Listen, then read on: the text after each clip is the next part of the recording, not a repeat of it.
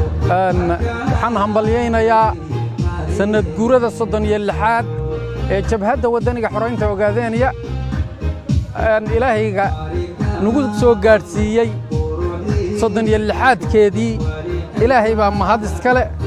ilaahay baa barwaaqada na gaarsiiyay ilaahay baa noo sahlay inaan waddankanagii iyo dibadda daafaha caalamka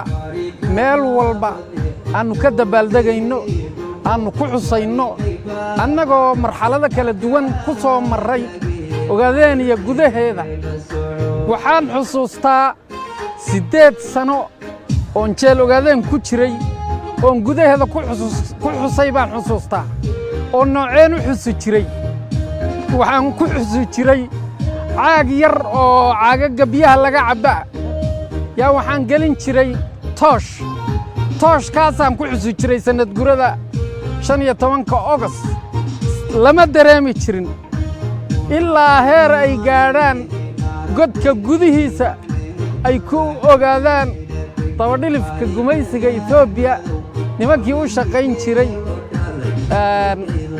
kooxdii Cabdiilay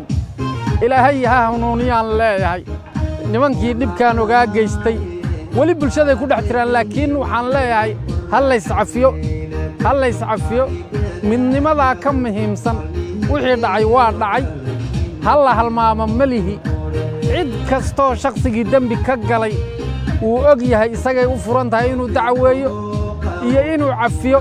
laakiin anigu waxaan ku talinayaa in la iscafiyo gacmaha la isqabsado midnimo laga shaqeeyo halganku wali kow ma jooga wali maynaan gaadhin xorriyad maynaan gaadhin waxaan rajaynayaa inaynu gaadhi doonno xorriyadda aynu u dabaaldegno tan waxaa weeye ururka sanad guuradiisii xorriyadda Ogaadeniya ilaahay hana gaadhsiiyo dabaaldegeedana ilaahay waxaan ka baryahayaa inuu aniga oo nool oo caafimaad qaba i gaadhsiiyo xorriyadda Ogaadeniya haddii aan gaadhi waayana ilmahayga ilaahay gaadhsiiyo waxaan rajaynayaa halgankan dheer ee qor isu dhiibka ee ninba nin u soo dhiibahayay awowganagii labaad baa yaa soo dhiibay awowgannu u dhiibay aabbahannu u dhiibay annagu noo dhiibay annaguna ubadkanagii baannu sii dhiibaynaa ilaa xorriyadda laga gaadhahayo waxaa ballan ah inaan halgankaas u soconayaa qalin ha ku socdo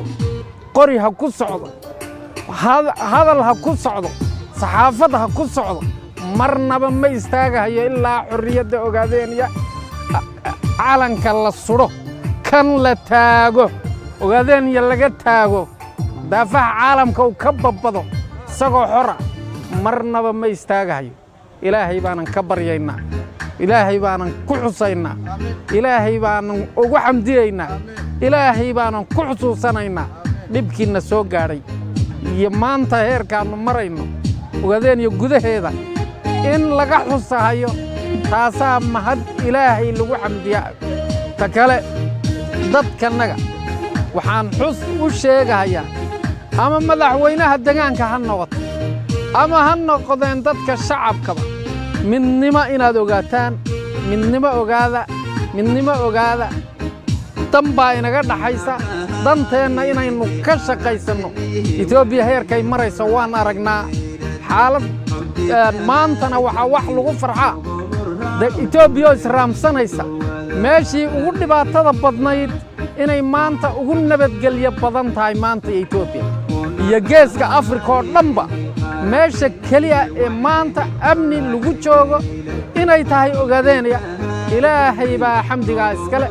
ilaahay baan ku xamdiyaynaa ilaahay baan ugu shukriyaynaa geeska Afrika xilli waxaan soo maray ruux kasta oo deegaanka Soomaaliyeed ee Ogaadeniya ka yimaada ama Soomaaliya ha noqoto ama Ethiopia ha noqoto daafaha caalamka uu wanteed ka yahay oo la caydhsanayo maantana waa meesha kaliya ee lagu nabadgelayo mahadda ilaahay baa iskale ninna xoog kuma keenin ninna kuma keenin rabbigiina abuuray baa keenay samir loo samray baa keenay halgan dheer oo dad aan ku weynay baa keenay waana ku sii soconaynaa dadka reer Ogaadeenaya waxaan kula dardaarmahayaa naftayda iyo tiinaba alla ka cabsi